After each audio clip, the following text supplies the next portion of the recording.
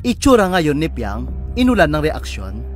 Usap-usapan ngayon sa social media ang Pinoy Big Brother Gen 11 big winner na si Sophia Smith of Yang. Matapos mapansin ng netizen ang malaking pagbabago sa kanyang itsura. Karaniwan na sa mga artista ang sumasailalim sa iba't ibang cosmetic procedures upang mapaganda ang kanilang itsura. Marami sa kanila ang nagpapagawa ng ilong, labi at maging ang kanilang ngipin para sa mas maayos sa itsura sa harap ng kamera. Ngunit hindi sa lahat ng pagkakataon ay positibo ang nagiging reaksyon ng publiko sa mga pagbabago ng isang artista. Gaya na lamang nga na nangyari sa PBB Gen 11 big winner na si Piang, na hindi nakaligtas sa puna ng netizen dahil sa pagbabago sa kanyang itsura. Unang napansin ng netizen ang pagbabago sa itsura ni Piang na mag-guest siya kamakailan sa segment ng Hide and Sing ng It's Showtime. Sa nasabing guesting, maraming madlang people at viewers nga ang nakapansin sa tila pagbabago sa kanyang ngipin.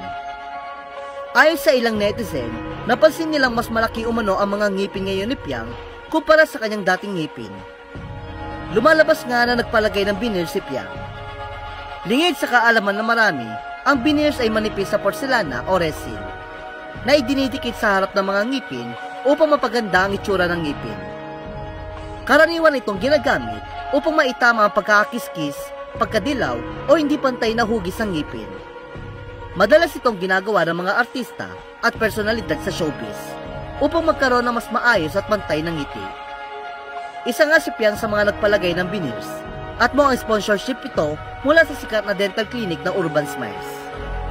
Ngunit imbis na gumanda ang ngipin ni Piang, tila pumangit pa raw ito dahil hindi bumagay sa kanyang maliit na mukha ang malaking veneers dito.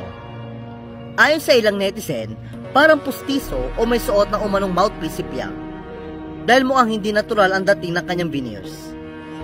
Napansin din ng ilan na tila hindi komportable si Piang sa kanyang bagong ngipin dahil madalas nang inilalagay ang kanyang dila sa ibabaw ng kanyang harapang ngipin.